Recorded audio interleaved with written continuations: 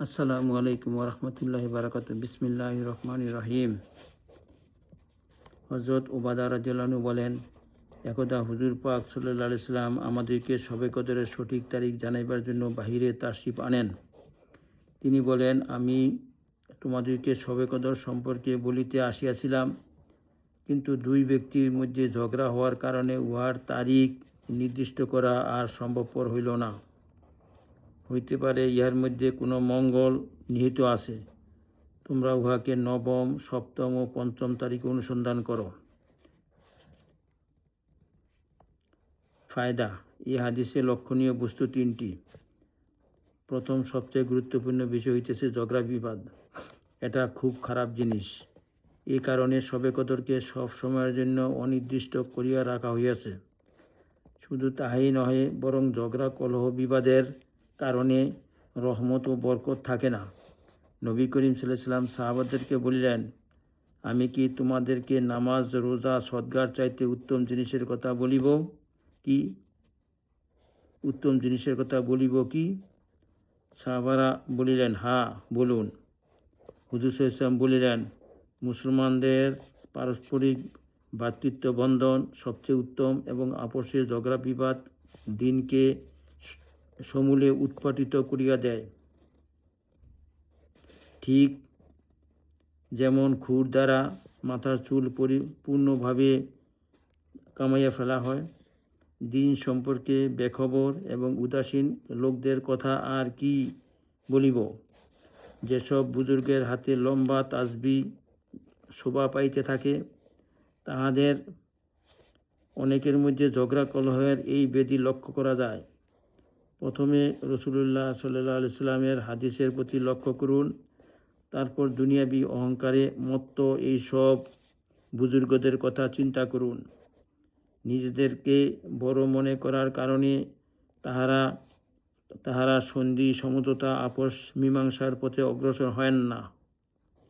প্রথম পরিচ্ছদে রোজার আদবের বিবরণে উল্লেখ করা হইয়াছে যে, রাসূলুল্লাহ সাল্লাল্লাহু আলাইহি ওয়াসাল্লাম মুসলমানদের সম্মান নষ্ট করাকে নিকৃষ্ট ধরনের পণ্য এবং ঘৃণ্য সুদ বলিয়া অভিহিত করিয়াছেন।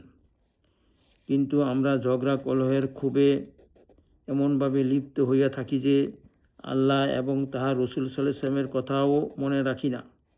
মুসলমানদের সম্মান ও সর্বদা নষ্ট করিতে কুণ্ঠিত হই না।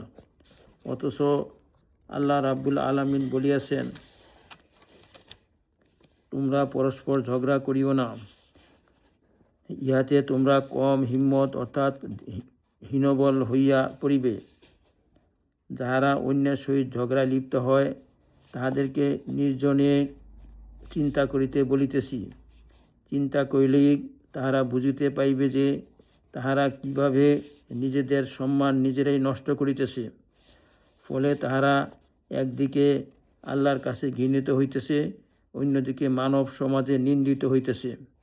রাসূলুল্লাহ সাল্লাল্লাহু আলাইহি ওয়াসাল্লাম বলিয়াছেন, যে ব্যক্তি আপন মুসলমান ভাইয়ের সাথে 3 দিন সম্পর্ক ছিন্ন করিয়া রাখে এবং এরূপ অবস্থায় মারা যায়, তবে সে দোজখের অধিবাসী হইবে। একটি হাদিসে আছে যে, রাসূলুল্লাহ সাল্লাল্লাহু আলাইহি ওয়াসাল্লাম বলেন, প্রত্যেক সোমবার এবং শুক্রবার বান্দার আমল আল্লাহ তাআলার কাছে পেশ করা হয়। সেই সময় কাফের মুশরিক ছাড়া আল্লাহ সবাইকে ক্ষমা করিয়া দেন। তবে পরস্পর বিবাদে লিপ্ত লোকদের সম্পর্কে বলা হয় যে, তাহারা মীমাংসা না করা পর্যন্ত তাহাদের বিষয় স্থগিত রাখো। একটি হাদিসে আছে, রাসূলুল্লাহ সাল্লাল্লাহু আলাইহি ওয়াসাল্লাম বলেন, প্রত্যেক সোমবার এবং শুক্রবার বান্দার আমল আল্লাহ তাআলার কাছে পেশ করা হয়। সেই সময় আল্লাহ পাক তওবাকারী এবং ইস্তেগফার প্রার্থীদেরকে ক্ষমা করিয়া দেন। পরস্পর কলহ বিবাদে লিপ্ত লোকদের সম্পর্কে বলা হয় যে, তাহাদেরকে তাহাদের অবস্থার উপর ছাড়িয়া দাও।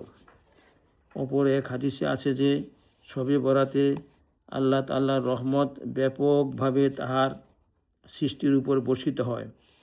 মাখলুককে মার্জনা করা হয়, কিন্তু দুইজনকে ক্ষমা করা হয় না।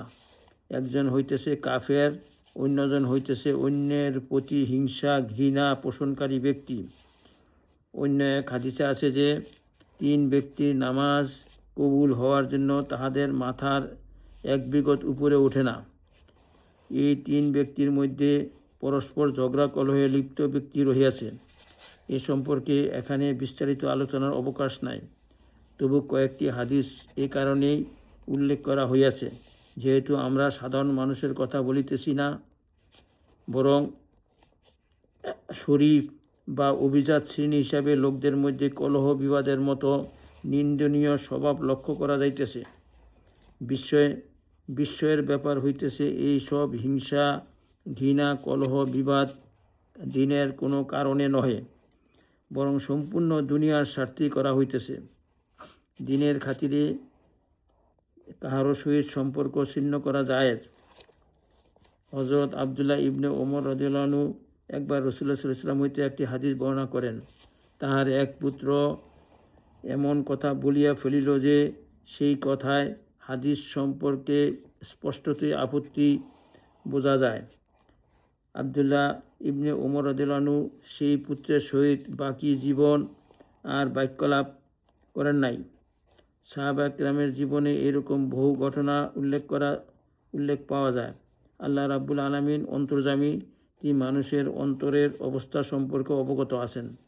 কাহারা দিনের কারণে, কাহারা দুনিয়ার পার্থিব স্বার্থের কারণে অন্য মুসলমানের সহিত সম্পর্ক ছিন্ন করিয়া থাকেন, আল্লাহ সে সম্পর্কে বিশেষভাবে অবগত। আল্লাহ পাক জানেন কে দিনের জন্য, কে দুনিয়ার জন্য কাজ করিতেছে। দুনিয়ার স্বার্থকে দিনের পোশাক পরিধান করিয়া আল্লাহ তাআলাকে ফাঁকি দেওয়া সম্ভব হইবে না।